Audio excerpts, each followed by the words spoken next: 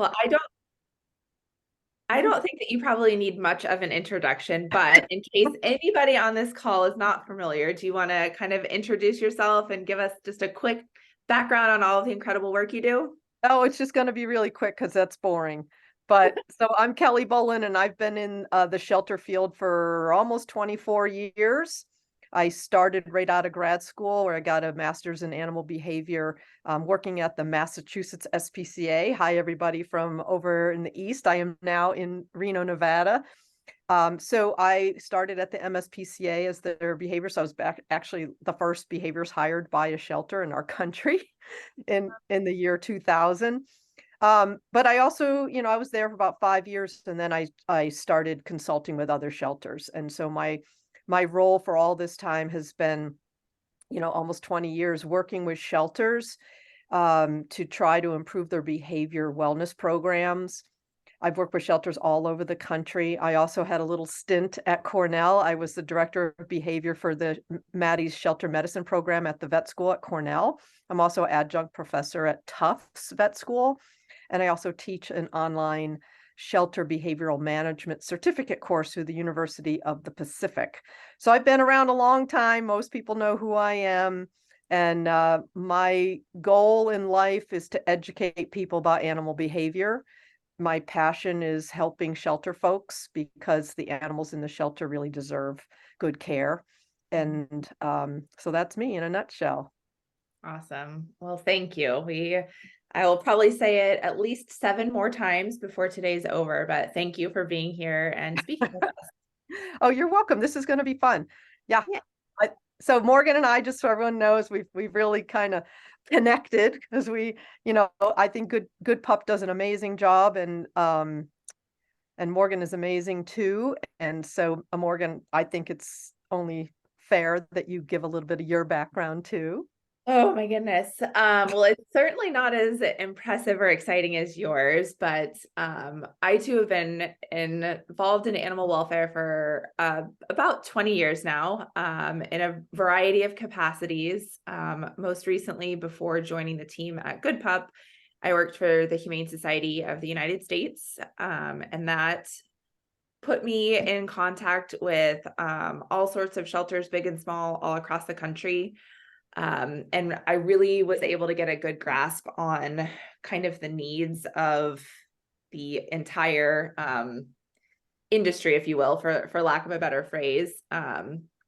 Before that, I spent a lot of time in large municipal open intake facilities. I also volunteered for a long time at a teeny tiny little municipal shelter. And that is where my heart really, really lies, is with those really small organizations. And it's forever been a goal of mine to work in a capacity that allowed me to support big and small organizations. I recently got my master's in shelter medicine through the University of Florida. So not Cornell, but similar, or I think it's actually like the same exact program, I believe. Yeah, it's pretty close. Yep. Yep. Yeah. But yeah, this is a dream for me to get to work in a role that puts me in contact with shelters and rescues all over the country, and be, speaking with people like Kelly and trying to find solutions to really, really hard problems. This is Yeah. nobody here needs me to explain that this is a really challenging time. And so I feel very honored to get to be trying to come up with solutions. Yeah, absolutely. So, Morgan, you want to start your screen share, and then because you guys, what we're going to do is we'd have a little PowerPoint just to kind of put something on the screen instead of our faces, and kind of just the bullet points, the stuff we're going to talk about. So, Morgan's going to go ahead and start that, and then we will start our little chat. And hopefully, what we have to talk about today will be helpful for all of you guys, because this is, like Morgan said, a challenging time. Yep, it absolutely is. And I think we've already gotten through our first slide here. So Yeah. you now know who we are. I think everyone knew Kelly. If you have any questions about that, feel free to pop it in the chat. But I think we can just move on and start talking about why we want to talk about this. I mean, why in the world are we dedicating an entire webinar to this? And this is something that, Kelly and I started chatting about, and like she said, we really kind of connected on. So I'm gonna hand it over to you and get your take on kind of the high level reasons why this is important. Yeah, yeah. So, what's happening, what I see happening across the country in all shelters is that we're shelters are being they're full of dogs. Of course, we're talking about dogs today. Full of dogs, and a lot of dogs with challenging behaviors. Dogs are staying in shelters longer. Shelters are struggling with behavior and finding the right home for the dogs that have behavioral challenges. So, like I said, I work with shelters all over the country, but I also teach my university class, and in the class, I have students from all over the country. And it doesn't matter if it's a huge municipal shelter down in the South or a tiny little humane society in Colorado. Everybody's struggling with the exact same thing. And so our field is one of the hardest fields out there. I think it's, in terms of compassion fatigue, only second to rape counseling. It's a really hard time when we are working with animals.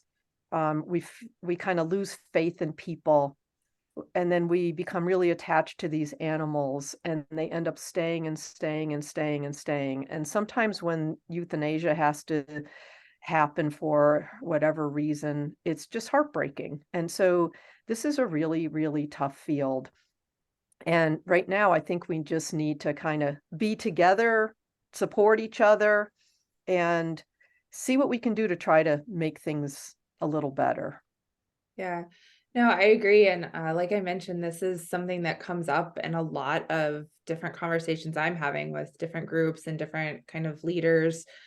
Um, and I think of it as, I don't remember the exact saying, but when I was little, there was a saying about shining the light in the dark, and the monsters aren't quite as scary if you can see them and talk about them. So I think that to some extent, that's kind of what we're here to do today, at least from my perspective, is let's talk about this. Like, this is hard. And I think it's a product of a lot of different things that have happened in the last decade, but especially in the last just couple of years since COVID. I think we're seeing a lot of changes. And I think just talking about them, recognizing them, honoring them, I think that in and of itself is really important and worthwhile. Absolutely. And COVID did do a number on us in many different ways. Uh, the shelters were cleared for a long time, and people came forward to adopt or foster. And then, when things went back to normal, things didn't go back to normal for us, because now we have dogs in our shelters that were not socialized properly because of COVID. And so, COVID just threw a wrench in everybody's life, I think. And I think that the shelter community is still struggling with coming out of that. Yeah. And I think also, like in terms of this slide, when we're trying to adopt these animals out, it's really important. I've had three consults this week where people were just Mhm. mad at the shelter because they feel like they didn't get honesty from them in terms of the dog's behavior. They feel like they're not getting any help from them. So it's something we got to talk about, and something we really all need to strive to do better for the animals in our care, but also the people out in the community that are trying to help us by adopting animals from us. Yep. So, yeah. And so, it's a tough time right now. Well, and I think it's hard when, you're inundated with literal life and death emergencies. Sometimes it's hard to kind of hit that pause button and say, okay, I have to not react for just a second so that I can think about a proactive approach. Because it's hard when it's right there in front of you. And it's, I've been there, I've done it. I know what it's like when you have Yeah. hoarding cases and sick animals and it's kitten season. And, I've been there, I've done that. I know what that's like, but it is an important thing to think about, what can we do to set these dogs? And again, we're talking just about dogs today, but what can we do to set them up for success to the best of our ability? And I just want to acknowledge that that can be hard when you're right in the weeds and just totally inundated. So I'm just excited that we have so many people here interested in hearing more about this. That tells Yeah, me I'm not alone in thinking that way. it's true. And the other thing is, most shelters are short-staffed right now. Shelters have always historically been short-staffed. I don't ever remember hearing, working with a shelter that says, we have way too many people taking care of the animals. So when you have tons of animals, they've been there a long time, they have behavioral challenges, you're understaffed. Like you said, you're like in the weeds, you can't see out of the weeds. That's Mhm. why turnover is so high in this field. It's just heartbreaking, and it's hard to feel like you're climbing out of that hole. Yeah. And it really is very difficult. So, but we need to support our adopters, we need to encourage adoption. The whole point is, let's get these animals out of here, because it's not a good environment for dogs. It's not a good environment for anyone, to be honest. It's And an yeah. unnatural environment, as we know. It is not a natural environment. And I don't think hardly any dog ever has gone into a shelter and had improved behavior from the time they entered to the time they left. It's just not natural. Correct. Yeah. And, in grad school, what I studied, I actually studied primate behavior, but what I was looking at, was abnormal behavior that manifest as a result of captivity in our closest relatives. And so, you know, that led me to leave the zoo field, but understand what's going on for the animal when they're in captivity. Another thing I want to remind everybody about is that these animals are in those cages 24/7, sometimes 23/7 if they get, a walk or two, for dogs anyway. Cats sometimes never come out of their cage until they're adopted, if they're adopted. That's really hard. Like, I try to have people put themselves in that place and envision themselves in a jail cell, or even I'll say, go live in your smallest bathroom for the next 2 months and have somebody throw you food twice a day and maybe take you outside to get some sunshine for 10 minutes and see how you feel. I mean, we're at the shelter 8 hours a day, but there's 24 hours in the day. Yeah. And so when we're gone, these animals are just stuck in that cage. And so it's really hard. And I want everybody to understand that this is why long-term sheltering is really not okay. And I know nobody wants to euthanize animals for space. And I think we've gotten to the place in our country where we shouldn't be euthanizing for space and time. But if we don't push these animals out and they sit for months and months and months or years in a cage, Yeah. it's just not humane.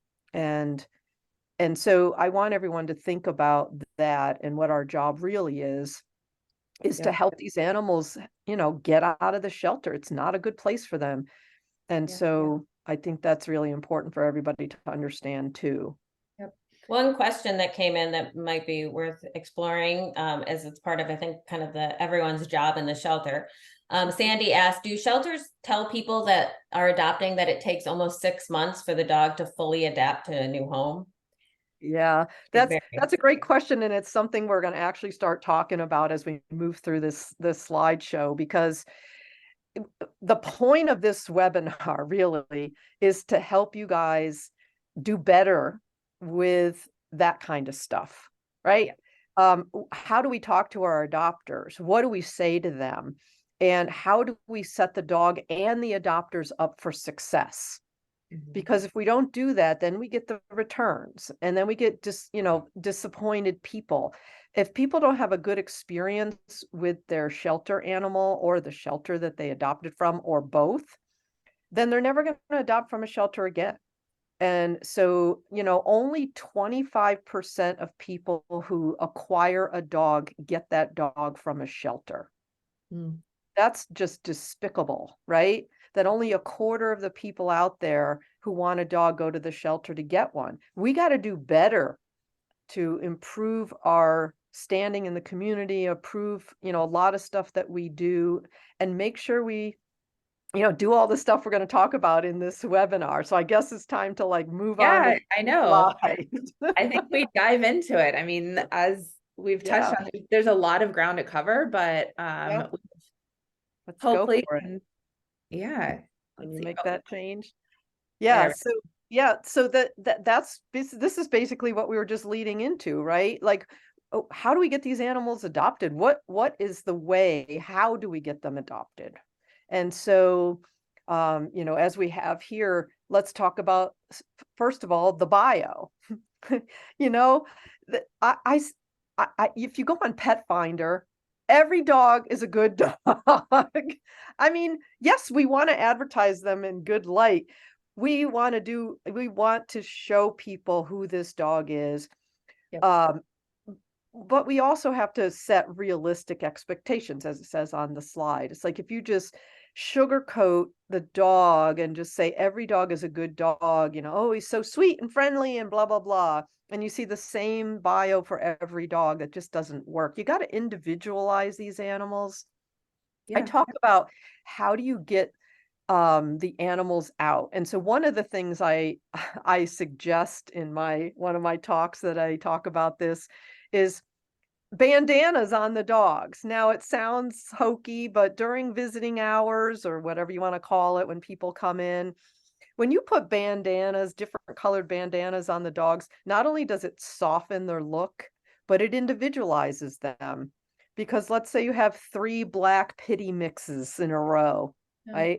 But they all have different bandanas, funny bandanas on, and then people like really look at the dog because they can focus, and like the dog looks cute. I think what we should also put on this slide is, making the dogs more appealing to the public. This reminds me, and you probably know, but there was a study or a paper put out about how having a stuffed toy or a blanket in the kennel increased the adoptability of a dog, or Yeah, the rate of absolutely. adoption. So the research showed that if a dog has a toy in their cage, their adoption rate goes up because Yeah. people perceive them as a pet.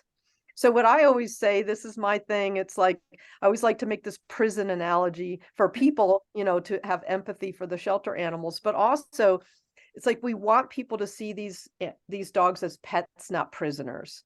Yeah. When you go into a shelter where nobody's got blankies, nobody's got toys, it's just one prisoner after another, right? Mhm. But if you have the blankie and a bed and some toys, and actually the research showed that it didn't even matter if the dogs were even looking at or touching the toy.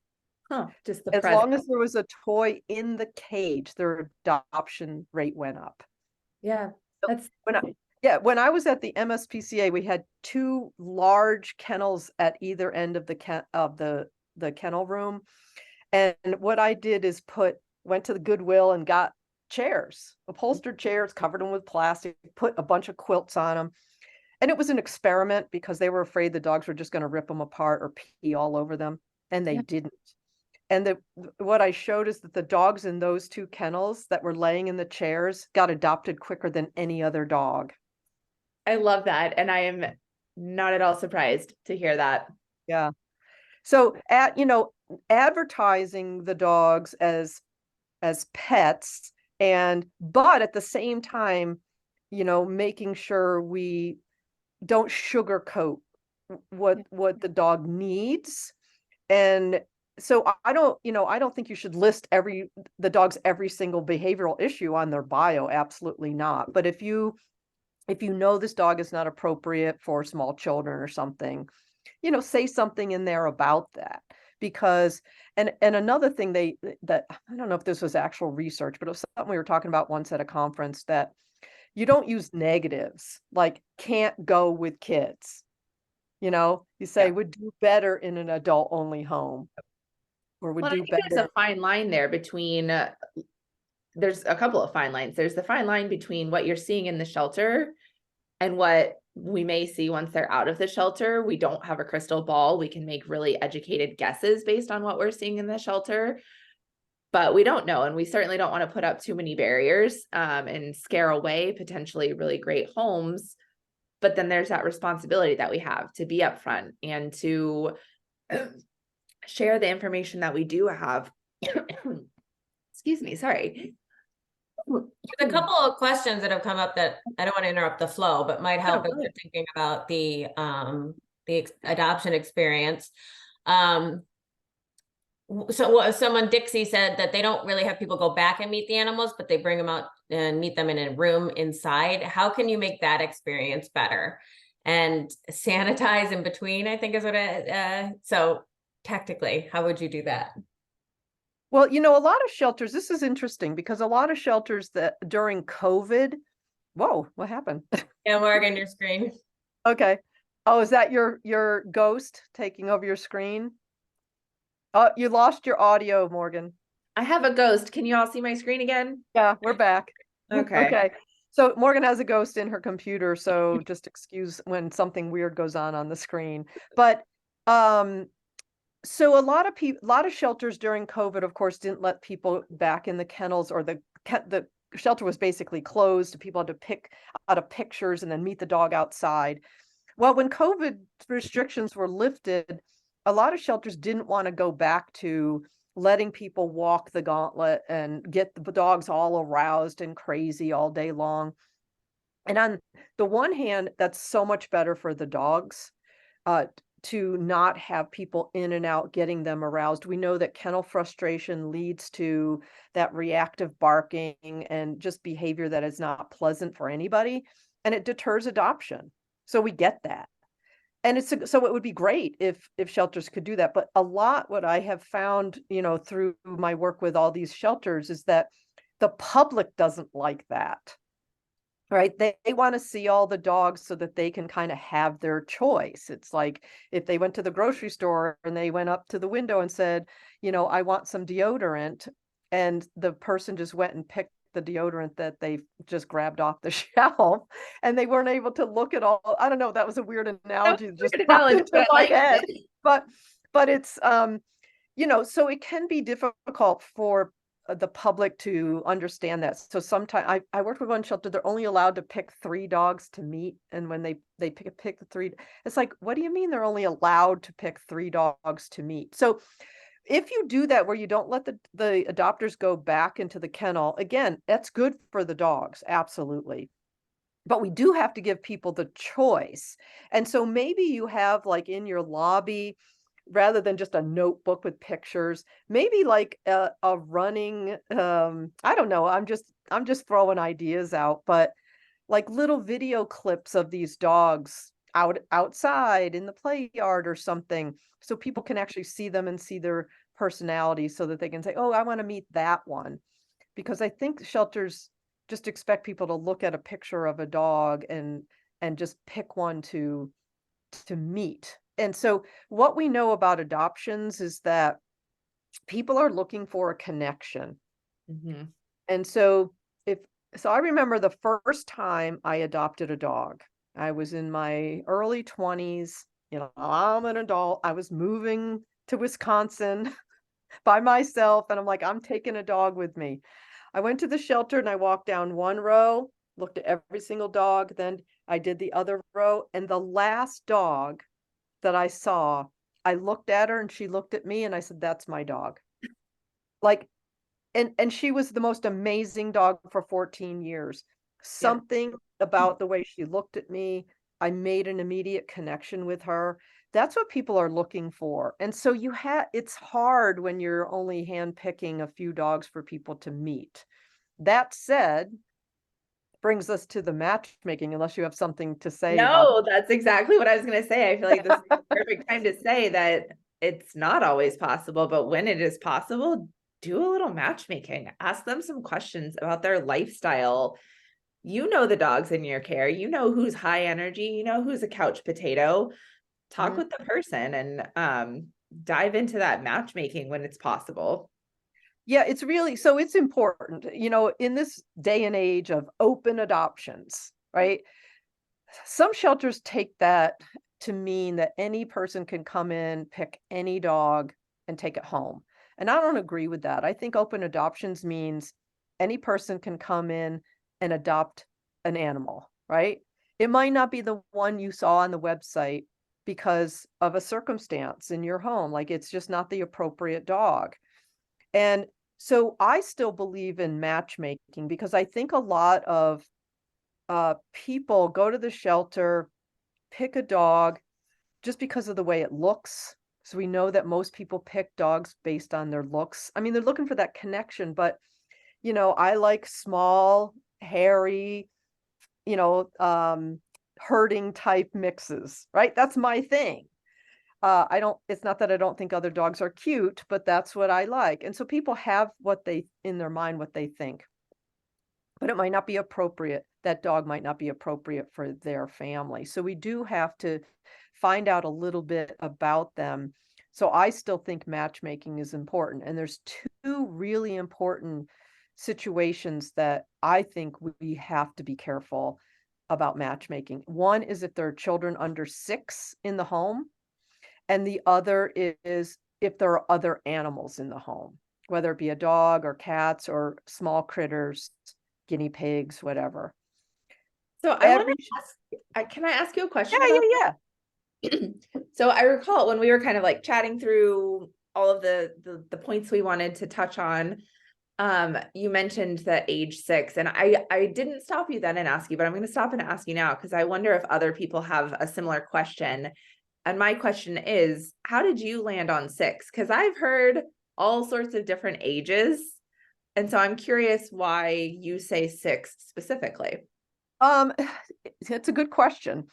I do not have children. I never had children. I don't really like children. I hate to admit it to the world, but it's just it's just not what I chose in my life. However, I have worked with a lot of people with children. I have relatives with children, and I picked that age 6 because kids under that age don't really understand like the reasoning why we tell them to do something. They don't have impulse control. They don't have empathy. Like they don't really at this point know if you pick up a cat and hang it upside down that's not okay. They think of animals as kind of stuffed animals that they can do anything with. And they do inappropriate things. They crawl towards the dog. They poke the dog in the eye, whatever they're doing. That the infant, toddler, up until they are kind of starting kindergarten and getting in the world and learning. And that's why I picked under 6. Now, there are some dogs that perhaps should not go with even older kids, Mhm. right? For whatever reason. But when we get up into those older ranges, it's kind of arbitrary. Like some shelters say no kids under 12 for a certain dog. But Right. maybe we have an 8-year-old girl who's really super mature and she's really quiet and calm and she Mhm. would be fine with the dog, where we have a 13-year-old boy who is rowdy and just doesn't listen to his parents. Not to be sexist, I'm just saying boys mature slower. Boys often have impulse control issues just like the dogs do. Right. But I do think we have a responsibility to protect those little kids, the infants up toddlers, those kids that are more vulnerable to being bitten. And of Yeah. course, they're going to be bitten in the face and it's going to be devastating for everybody. So I really think that we have to protect those kids. So every shelter And has protecting the dogs. dog too. Yeah, You're I was just protecting going to the dog. say that. Yeah. Who loses, right? If a dog bites a child, the child has been traumatized, the parent's been traumatized, the kid now has a scar on their face, the dog is now dead. Because once a dog bites a child in the face, we can't put that dog back out. Shelters say, well, can't we put it in a no kid household? And I say, well, is there such thing as a no kid environment? I Yeah. have a no kid household. Do I ever have kids in my house? Sure. Are there kids in the neighborhood running around? Absolutely. Yeah. Do I take my dog for walks in the park and there's kids? Yes. You can't live in a no kid environment. Right. So it is devastating. I just worked with a couple the other night for a consult whose dog has bitten kids in the face 5 times. Oh my The gosh. first 4 were air snaps that just barely touched. The 5th one was a bite that broke skin on the nose. Oh, I was like, what are you doing allowing kids? And it was that they were allowing kids to come in at their dog. They, it's just not okay. And so anyway, the yeah. point I'm trying to make is that we have to protect the little kids and we have to protect other animals in the home. So if we know a dog is super predatory, we're not going to put it in a home with cats or Mhm. ferrets or guinea pigs or something. And so we just have to be careful in those two. So matchmaking, I think, is still important. I think we should be asking people about their lifestyle, their work schedule, if they have children and how old. And also just remember, it's not just about whether they have children in their home. People are like, oh, okay, this is an older couple, their kids are grown. So we're going to adopt this dog to him, even though he has restarting issues and shouldn't go with kids. And yet we find out that she babysits the grandkids every Wednesday. I mean, I'm a, no child home, but right next door, I have 3 little boys and they come over after school almost every day. There's a good chance they'll appear on this webinar. They come over to play with my animals, and that's been something that I have to really take into consideration when I'm deciding what dog I may want to bring home to foster, because I know that there is a chance, even if I tell them not to, that these little boys will just pop up in my backyard. So, yeah, I Yep. think that's a really Generated a lot of questions. Sorry to interrupt you. I just Oh, Yeah. no, it's good. Give us the uh, questions. I'm trying to do it tactfully. So a lot of people, there's been a lot of conversation around ages, and it sounds like there's a large variety of ages that certain shelters tell. One said that they've heard of no one under the age of 12. Is it somewhat subjective what shelters tell? It's up to them. It is subjective, except for me, except for those little kids. Again, it's like if it's under 6, some dogs are just no. If they have handling sensitivities, if they have any kind of resource guarding behavior, if they get hyper aroused in play, if they're, jumpy, mouthy dogs, then they can't go home with those little kids. From there on, it is kind of subjective. And I think it's really important um, to look at the actual kids. So what I developed when I was at the MSPCA is what I call the kid test, right? The kid test is where let's say a dog doesn't have any age restrictions for older kids, older than 6, and a family comes in and they have 2 kids. Well, what I do, this was my kid test, and I teach it to all my people. You have the dog in the middle of the room, you have the kids, and you draw a line on the floor, and they have to stay behind that line. And you say, we're going to play Simon Says, right? And so, of course, these days you have to explain what that game means because nobody plays Simon Says anymore. But so Simon says, do jumping jacks. And so the kids do jumping jacks, right? Simon says, scream. The kids scream. Simon says, run around us in a circle, and so the kids become the kids they are. So it's kind of like a temperament test for the kids. Because in the car, mom said, if you don't behave, you're not getting a dog. Yeah. And so when we play this game, the kids kind of become who they are. And the whole time we're watching the dog. How's the dog responding to these kids being these kids? And then we say, Simon says, be still. And then we let the dog either go see the kids, still on leash, of course, or some of the dogs are like, I want out of here, and they go to the door.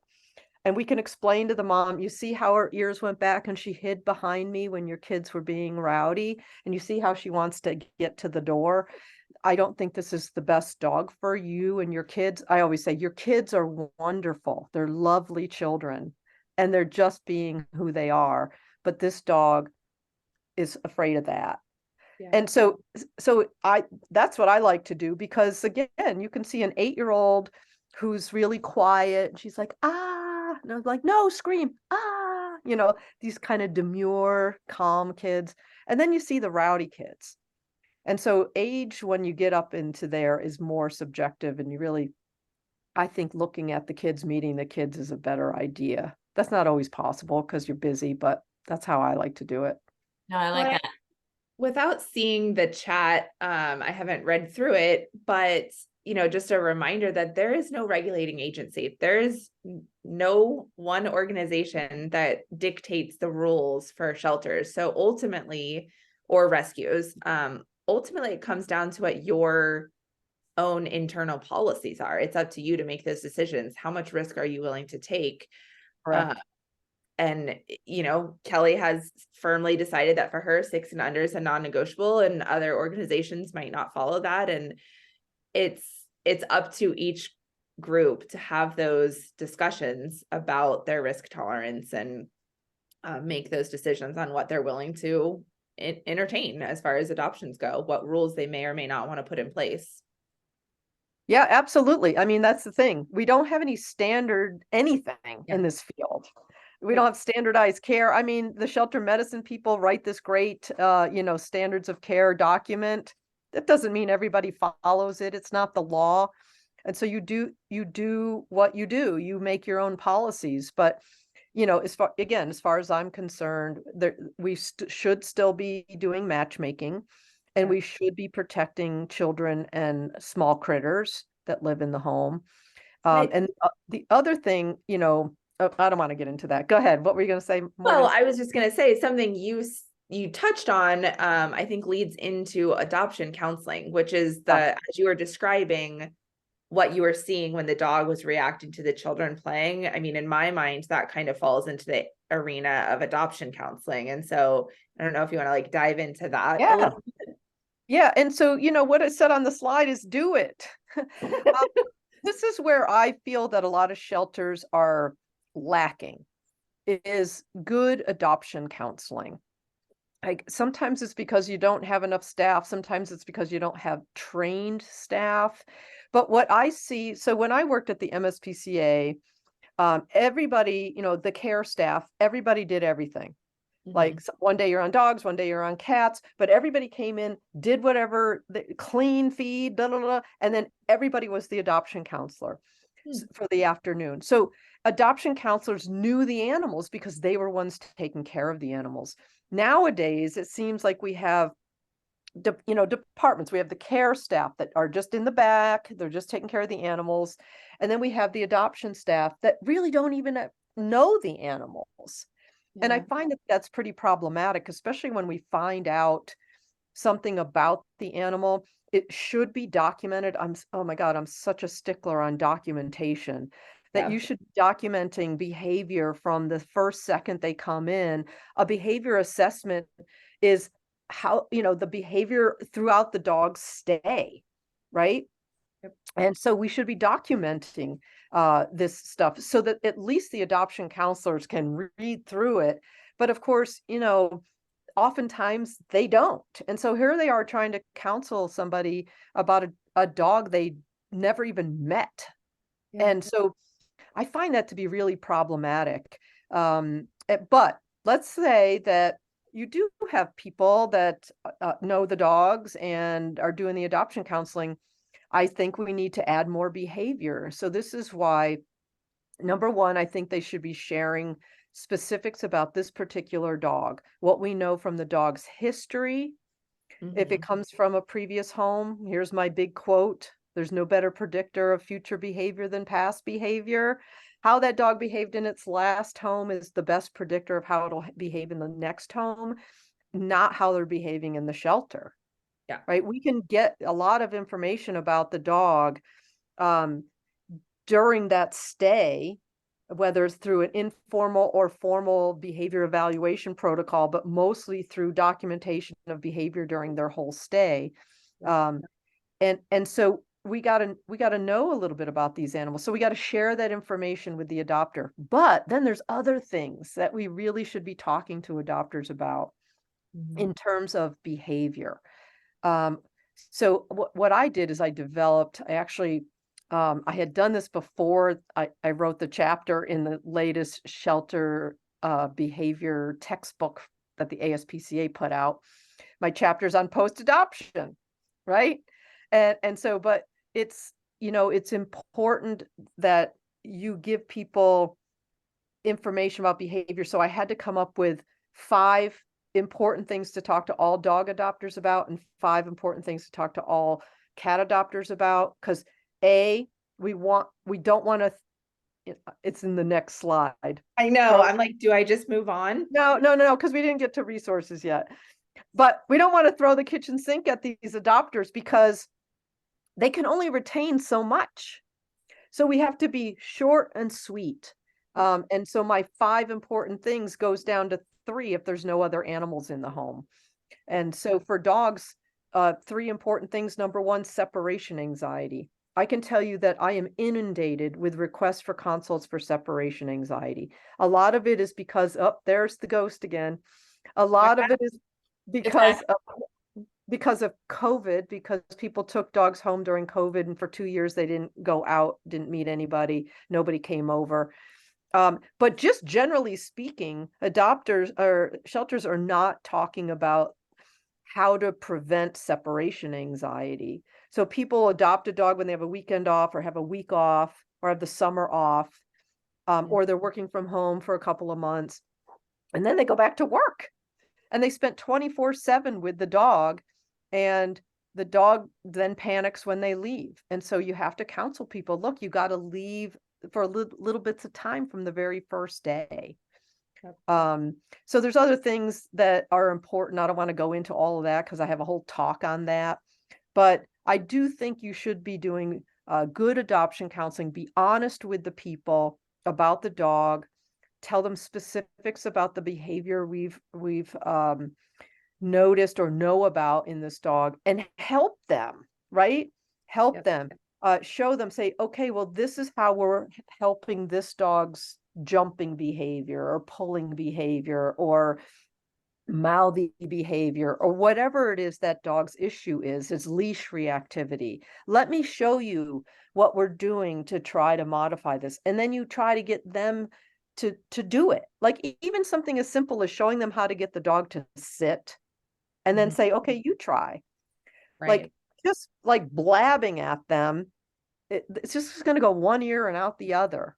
Well, I look back on, so I did a stint as an adoption counselor, and I look back on that and just remember there being literal lines of people waiting to adopt. And so feeling rushed to get through the adoption in front of me so that I can address the line behind me. And then also feeling, because I did know the dogs, I helped run play groups, etc. So I knew something about the dogs, and I felt like I just had to give them all of this information, and I would have packets and packets of information and handouts and all the things. And I look back on it and I kind of cringe because I tried to be succinct and I tried to not take too long, but it's hard to get all that information to them. So I think that kind of like leads us to the next point, which is resources, and why we know they're not going to retain everything that we talk about. Right. They're not. They are so excited about taking their new dog home. So what can we send resource wise that is going to help them once they're not in front of you and they do have questions and problems and concerns?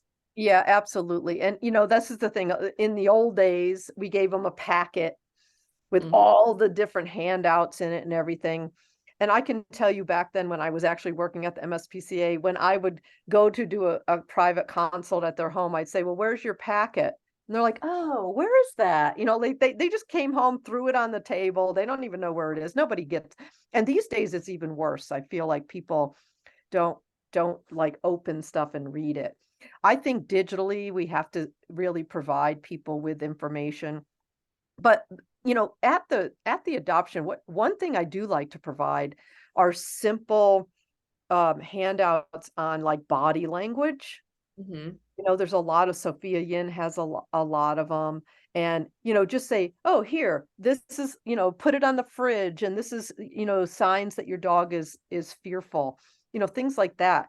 But also having resources on your website, really important. The hope is that maybe you can even prevent surrender if you have some good behavior help on your website.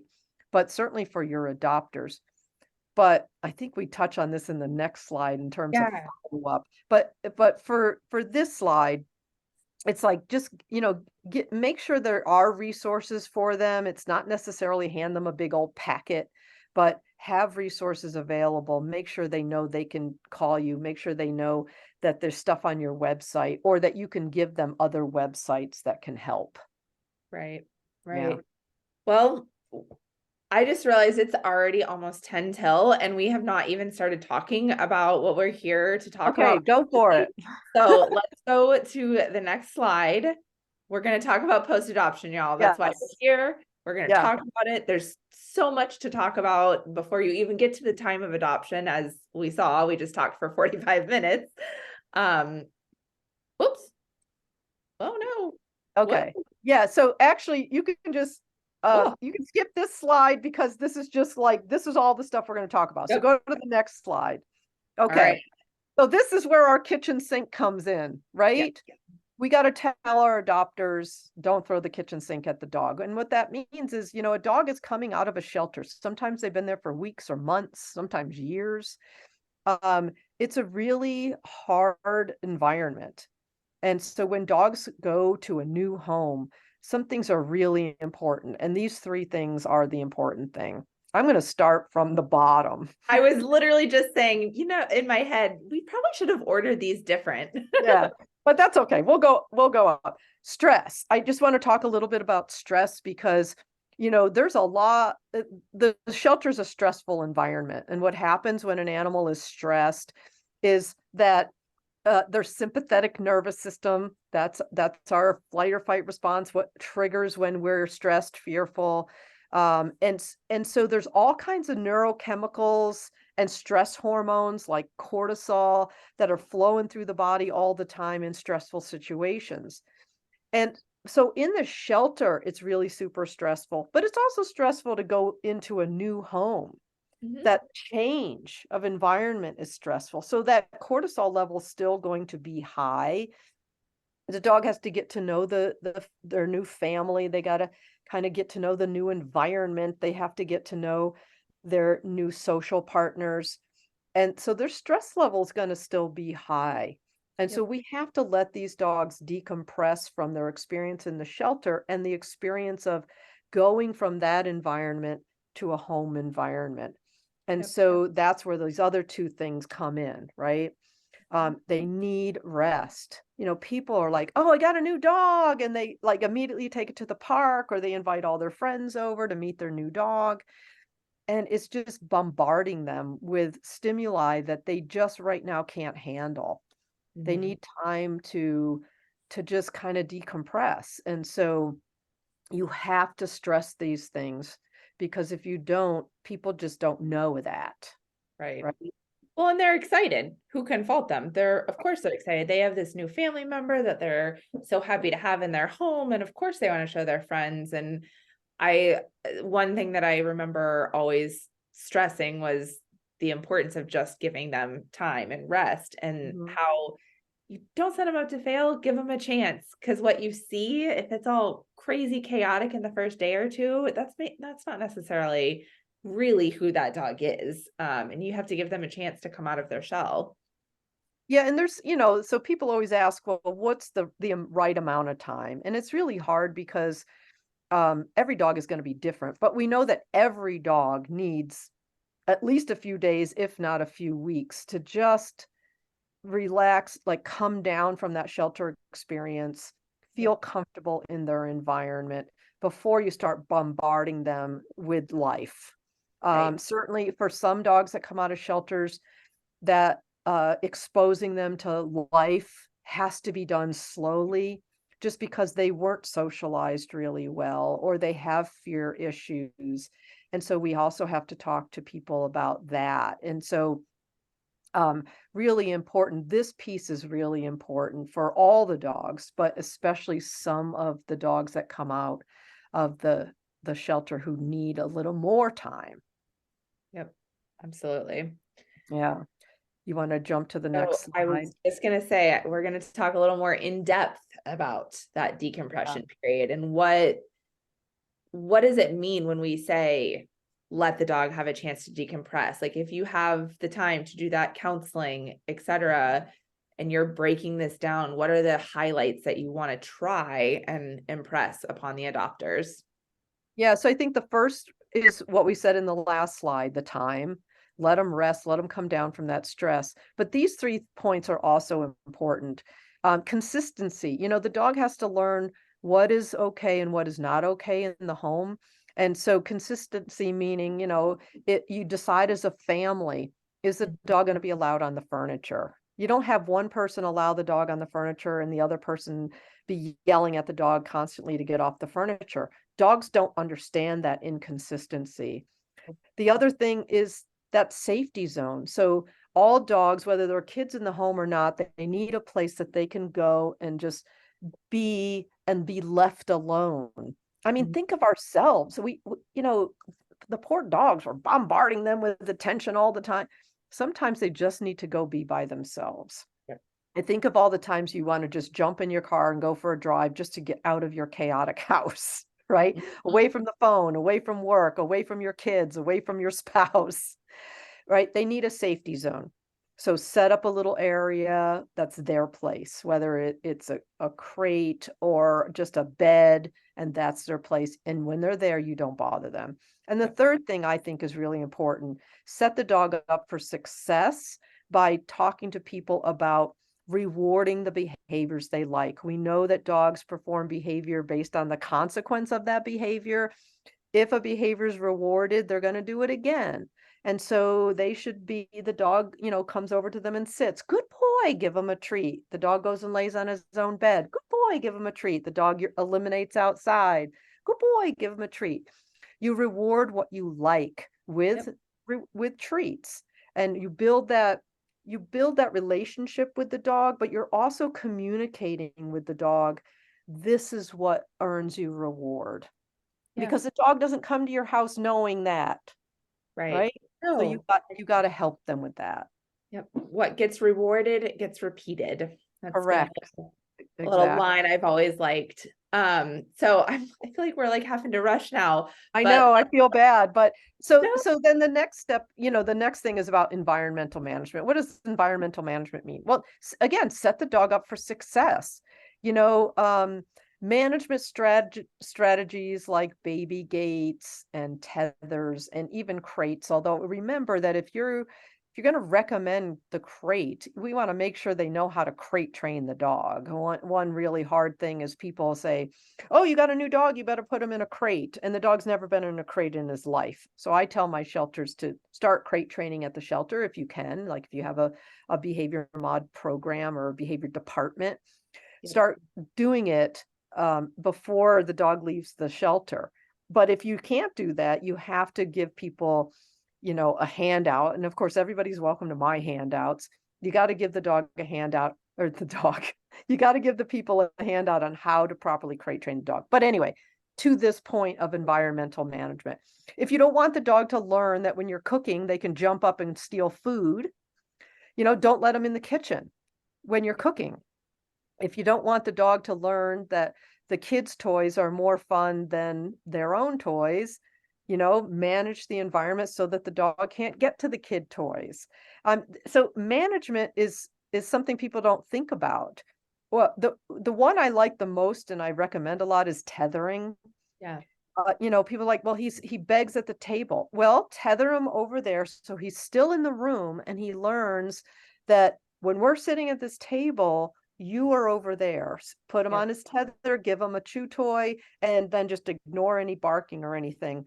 Because then you're setting the dog up for success instead of them learning a bad behavior of begging at the table. So there's a lot of other ways you can manage the environment to keep the dog from learning bad behavior, but management is really important. And I think, creativity goes a long way. These are 3 kind of blanket great ones, but don't be afraid to get creative with people and ask them about their home. And there are solutions. You just have to be able to, kind of put your creative thinking hat on and then have that dialogue with the adopters and help them think through how they can manage their environment. Yeah, managing the environment can be as simple as, look, dogs are scavengers.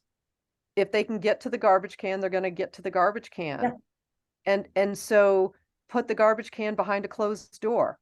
Mm-hmm. Things like that. Or, dogs counter surf because they're scavengers. Don't leave food on the counter when you're not home, or keep the dog out of the kitchen. I had to, this is a silly one, but I have to share it. I adopted from a cruelty case with HSUS, actually, a very large Great Dane mix. And she really liked to let herself out. She learned how to flip up the handle and she would let herself out and then let my cats out. And I had to manage that by putting a new doorknob on my door, a twist Right. one, so it's not always just about how you're managing the dog. It really is the environment, and that can look, like you said, like putting a trash can away, changing the Right. style of doorknob. It can look like a lot of different things. Absolutely. And especially, like, I know we're going to get to it in the next slide, but when you do follow up, if they're having little issues like that, well, he gets in the garbage all the time. It's so simple to, to just say, well, put the garbage where he can't get to it. And they're like, well, I want him to learn not to get in the garbage. I'm like, he's a dog. Yeah, He's a pick your scavenger. battles. Right. It's like, so I just have to say something, because I saw a question come in the chat as you were talking, Morgan, about whether or not tethering will cause frustration. One of the things that's important for dogs to learn is frustration tolerance. A lot of dogs don't have frustration tolerance because they were never learned, like, to stay, to Mhm. wait, those impulse control exercises. I like tethering because it teaches the dog to control their impulses, to deal with their frustration. They're Right. tethered, they have a bed, they have a chew toy, they have other toys, Yep. and they learn that they're fine there, right? Yep. Yeah, the first few days they might be frustrated. Yep. And if they're barking and, carrying on, you ignore them until they calm down, and then you can take them off their tether. So some people are like, oh, that's cruel. It's not cruel. It's teaching the dog to control their frustration, teaching them to settle, teaching Mhm. them a place. Because once you tether train them, oftentimes you soon don't need the tether. You say, go to your place, and they go lay there while you're eating dinner. Because you condition them that that's a better place to be. Yep. So anyway, Awesome. go on to the next slide. Yeah, let's I go will talk say we about. are at time, but we are recording this, so I'm gonna let this continue to go. If people need to jump off, feel free to jump off, and otherwise you guys should just keep going and don't worry too much about the time. Okay, yeah, and we're sorry, you guys. It's like we knew this was going to be a problem. We should have just done an hour and a half. We But should have. talking about physical and mental stimulation, so important also. You have to tell your adopters, a tired dog is a good dog. That's a good line. But they need mental and physical stimulation. Most dogs, the mean age for shelter dogs is 1 year. So most of the dogs we're adopting out are adolescent dogs. Adolescent dogs need physical exercise, aerobic exercise every day. And, another thing is the mental stimulation. So I think that I don't agree with feeding any animal out of a bowl, whether it's a cat or a dog or a bird or whatever, in a shelter, in a home. That's a wasted opportunity to stimulate their brain. So, Yeah. Talking to people about puzzle feeders and feeder balls, and even homemade things using their recycling. And then the other big one for me is letting the dog sniff, Yeah. right? So we have 6 million scent receptors. A dog has 300 million scent receptors. Our number one sense is vision. A dog's number one sense is their nose. And so when you take them out on a leash walk, and every time they want to sniff something, you're pulling them away. I make the analogy that, let's say you always wanted to go to the Grand Canyon, and you're finally there and someone slaps a blindfold on you and you're not allowed to see it. Yeah. Using their nose is the best mental stimulation you can give to a dog, because that's the biggest part of their brain, right?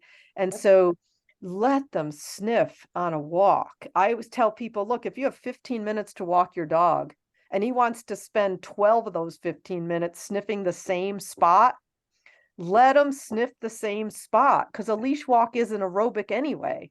Yeah. The walk is for the dog. The walk is not for you. Correct. Yep. And that's a hard one. And this is a little more advanced and probably something we don't have time for, but you can put sniffing on cue. Yeah. You Yeah, can tell them when it's time to sniff and when it's time to walk quickly. If you absolutely. need to combine your exercise and your walk with your dog's walk, that Yeah, goes back. absolutely. So you have to talk to people about this. This is one of my, the 5 things to talk about with dog adopters is the importance of mental and physical stimulation. You have to help them understand that and really give them suggestions. I know I know she said don't worry about time, but I do want to say this because people are like, you got to give them aerobic exercise every day. And people are sedentary. Some people are really sedentary. And like, well, I don't like to go out for walks. I'm not a runner. I don't like, go to the park. Okay. Well, for you sedentary people, I can give you 2 things to do with your dog that gives them aerobic exercise. One is a recall game. You get the 2 people at either end of the yard or the house, and you call the dog back and forth for treats. Yeah. So not only is the dog getting aerobic exercise running back and forth, the dog, you're reinforcing the recall, Yeah. Strengthening. right? The other one is doggy stairmaster. How many of you go to the gym and you get on that stairmaster? I can't do it because I have bad knees. But you stand at the bottom of the stairs and you throw a treat up and the dog runs up to get the treat and then runs back down, and you do that 10 or 12 times. That's Yeah. doggy stairmaster. And you didn't have to leave, you didn't have to move. And Yep. so giving people those 2 little tips can really help the dog, because if we can get that dog that aerobic exercise they need every day, and then allow them to sniff. Another great way to feed a dog: take a handful of their food and wing it out into the yard and Yep. let them just find their food. I used to do that all the time with my last dog. I don't currently have a dog. Whoa. Well, I guess my computer is just doing its own thing, but it decided to switch slides. I'm sorry. It's pushing us along, Morgan. Gracious. I did not even do that on purpose. But let's talk about follow-up. Yeah. Yeah. And so I think follow-up's really super important. Like I said, that was my chapter in the last behavior textbook, but it's follow-up is important, and shelters often don't have time for follow-up. And it really is important to recruit volunteers to help you with this, because there's so many volunteers that maybe couldn't come in and walk the big, strong dogs, but they can sit at their house and do follow-up. And these days, calling doesn't work. People don't answer their phone if they don't recognize the number.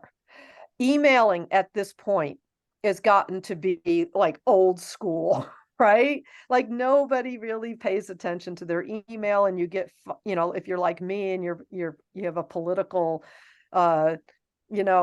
stance, and so you donate, you get like 50 emails a day from the politicians. All right, get rid of them. So I think that nowadays we should be texting people. Ask for their cell phone number, tell them we're going to text them. And what I like to do is to text them one day after adoption, because the first night is going to be hard for everybody. Yeah. Right? How's the things going? What happened last night? Where did he sleep? Blah, blah, blah. 1 day, 1 week, 1 month. It doesn't mean that we're not there for them other times, but if we can just shoot them a quick text, 1 day, 1 week, 1 month, that's gonna let the shelter know that that we're there for them, that we care. B, we can help them with whatever issues they might be having before they decide to bring the dog back. Yep. And then of course having those resources for the people if they do say, hey, I got this problem or that problem. Do you have any thoughts on, say you do have a volunteer doing the calls?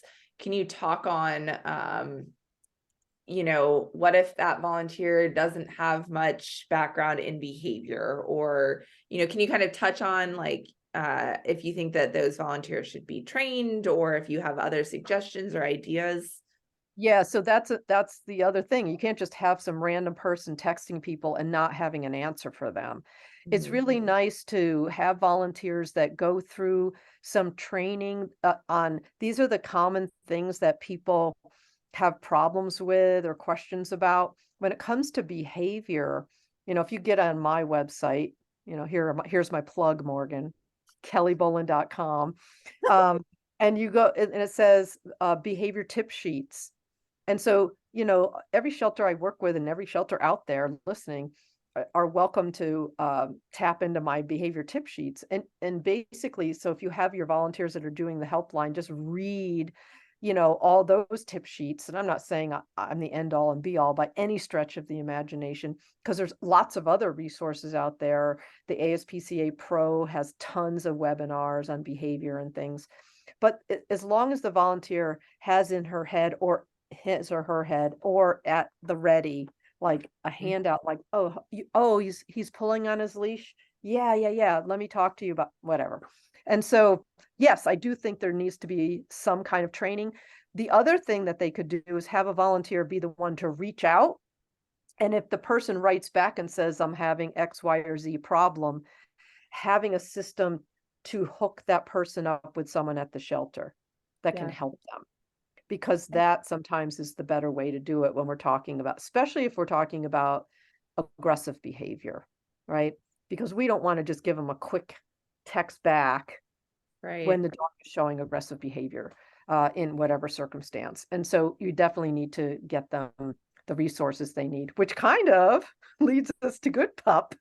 I was gonna say I don't really want to like plug Good Pup, but I kind of want to plug Good Pup right Yeah, here, yeah. which we get it. We recognize that there's not always enough people to do all the things. Like it says right there on the slide. We know there isn't really time for this, but it's important.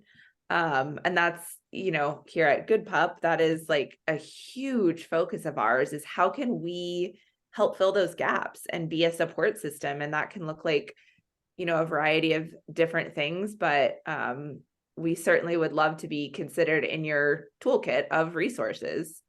We certainly can answer those questions for people, et cetera. Absolutely. And this is why I got involved with Good Pup, not only because Morgan's such a cool chick, but because this is such an amazing program. And again, this doesn't, I guess this is your commercial, but um, I got involved with Good Pup because I've been, telling all of my students, I get 65 students every session, 3 sessions a year of my behavior management certificate course.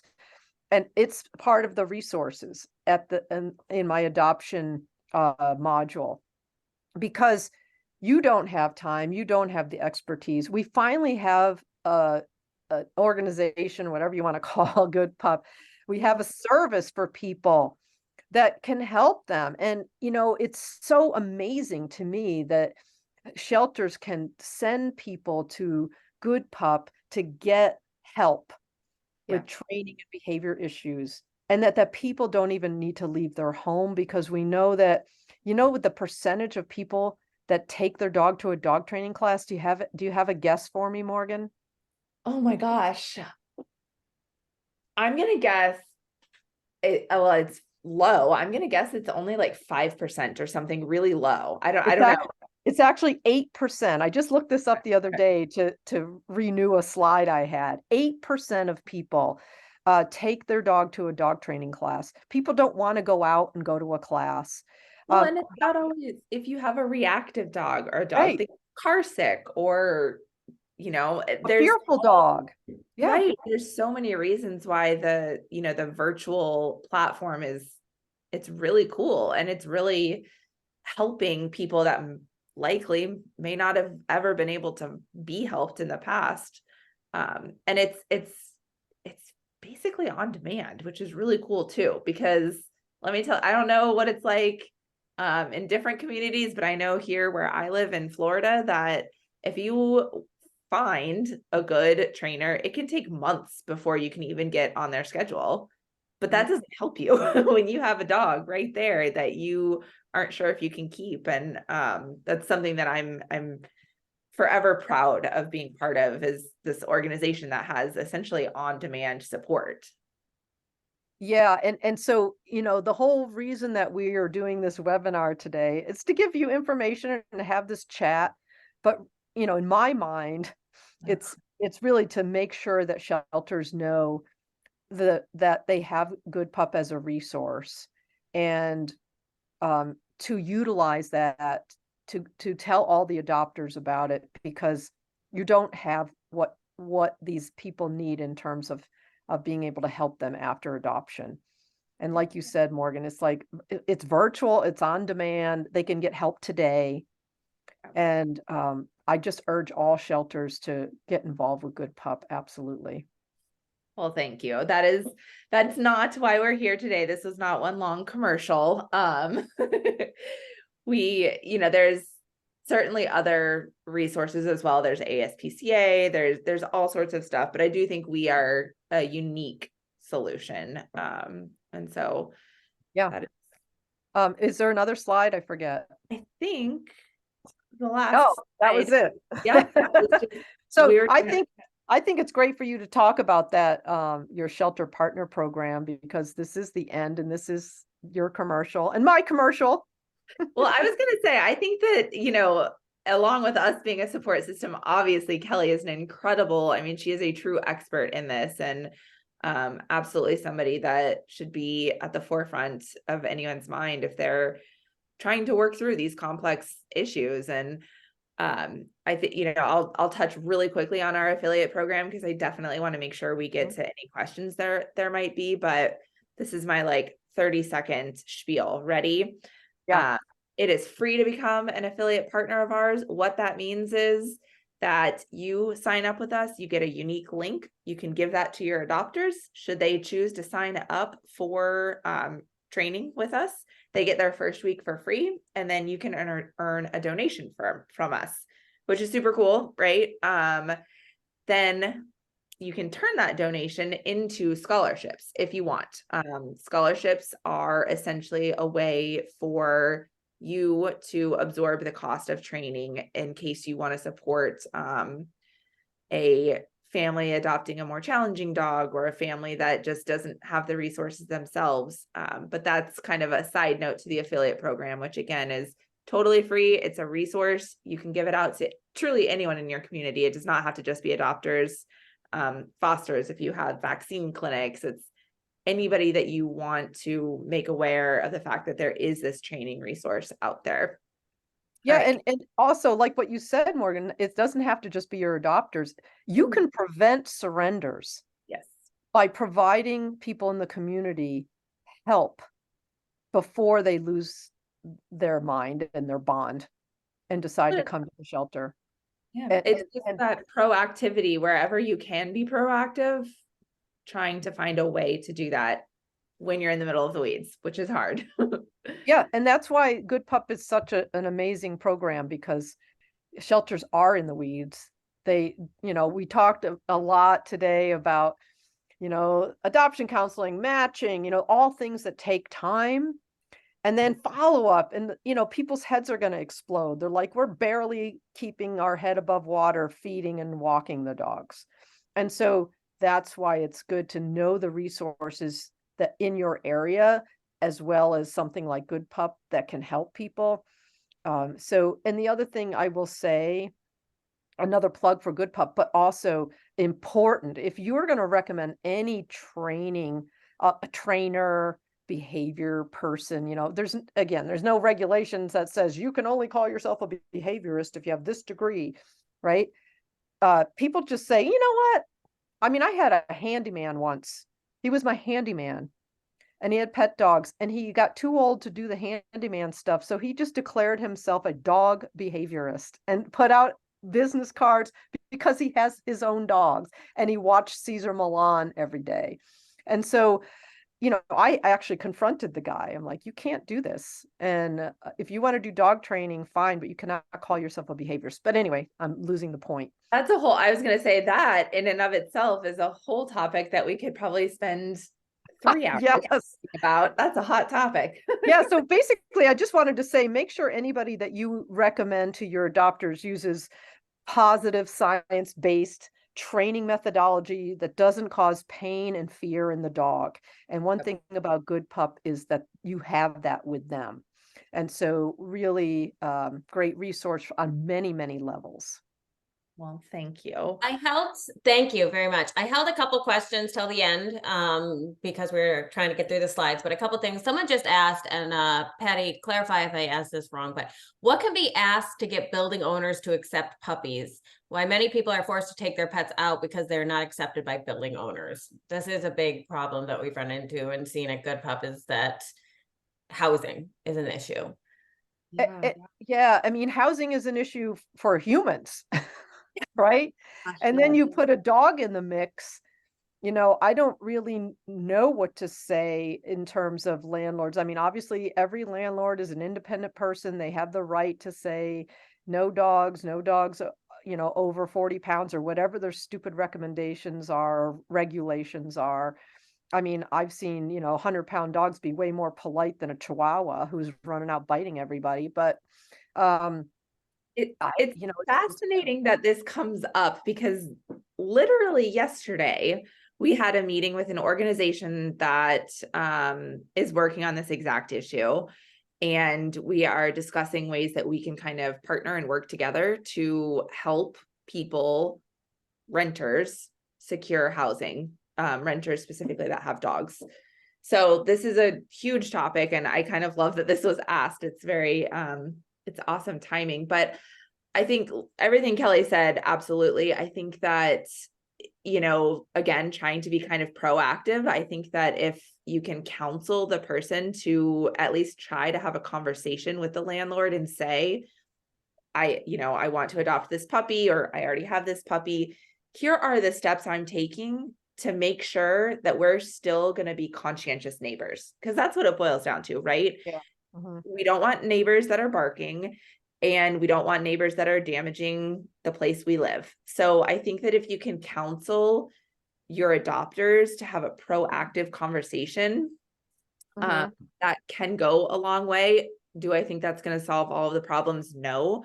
But I think that if they go to the landlord and say, these are things that I know you might be concerned about, and here's what I'm doing to address them so that they don't even become a problem.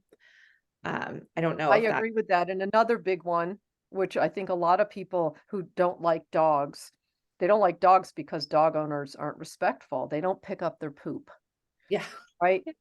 I mean, so I'll tell you a little story. I know we are short on time, but I was at an art festival a couple weekends ago, and like high-end art stuff, and people had their dogs, and I witnessed a woman, like dog started peeing on someone's artwork that was like priced at like $2,000. And then she like tried to pull her dog away. She looked back and she kept walking. And you know, I witnessed it, and she like disappeared into the crowd, and I ran over to the artist and I said, somebody just let their dog pee on your $2,000 artwork. You better clean it up real quickly. And you know, other dogs are going to be drawn to it now and want to pee on it. You might want to move it. I mean, how disrespectful. I mean, that's why people don't like dogs. There's poop all over. So pick up the poop. And that's one thing you say to your landlord. I will pick up the poop. I will, you know, do all the things that will make me my dog a good part of this community. A considerate or conscientious neighbor, I think, is a Mhm. great way to think about that's it. great. And a couple of people chimed in as well that they were able to a few times be able to facilitate a meet and greet with the landlord and the dog, and the landlord was able to get permission. So that's another idea people can consider. That's a great idea. I think that's all the questions. There's one that was, well, since we have you, Kelly, I'm going to take your time as well, even though it's this was kind of from the beginning of the presentation. But Anna asked, sometimes customers arrive with 1 or 2 dogs in mind after looking through the website. However, it's not an ideal match. More often than not, the customers don't really do their research on the breed, and the dog won't match their lifestyle. So they like how they look, right? Very cute, but it's not really a match. Do you have any tips on how to address that politely and make sure they understand? Well, like I said before, I think being honest is the key point. Being honest and having a conversation, you know, rather than saying, no, you can't have this dog. You say, let me tell you some characteristics about this particular dog or this particular breed or both. And let's fit that into your lifestyle. And, really it's about having a conversation with people because people are attracted to, like, I look at these two pictures. Which dog do you think I'm attracted to? Personally, I'm attracted to the goofy one on the right, even though the other one's just as cute. But, I would pick that one to meet. We all I'm have picking our the one on the idea. left. What? I said, I'm picking the one on the left. Yeah, see, we all have our idea of what we're looking for, and so do people. But we need to try to help them understand why this particular dog is probably not the right match for them without just being bossy and judgmental. It's like, you work too many hours, you can't have a puppy. You got to explain it to people in normal language, a conversation. I do think sometimes people who get into the animal field get into it because they relate more to animals than they do to people. And I find that a lot of shelter people aren't good at having conversations with humans.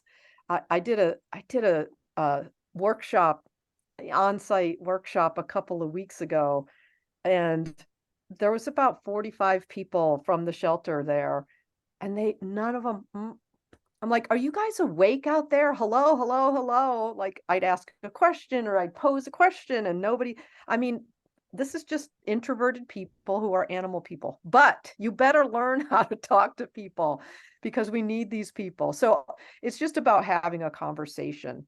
I So think something you've done throughout this that is something I like to do when I was counseling adopters, et cetera, is try and make it relatable to the human. So you gave that example about you live in the bathroom for a yeah, week and see how you feel. That allows the human that, we all work in this field, right? We work with animals day in and day out. For your average adopter, that's not their life. This is not right. something to spend all day thinking about. So if you can frame it in a way that helps them put themselves in the shoes of what the dog may be experiencing, or, analogies, I think really can be very helpful. Analogies can be helpful, but the other thing that can be helpful is to kind of come up with the what if, right?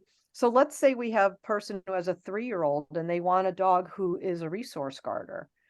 And we say, we'll explain to them what resource guarding is. So that means when the dog has something, gets really upset when someone tries to take that thing away or comes near them when they have it.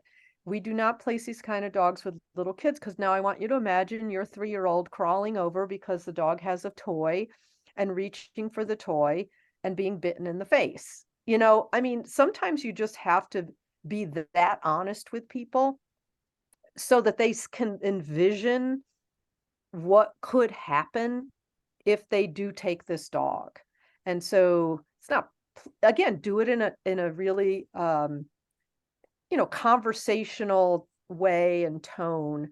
But that's how I do it. Like even when I'm doing consults with private pet owners, they say, okay, well, this has happened. So like the dog who's bitten 5 children in the face, it's like, this is what could happen in the future. The bites are starting to escalate.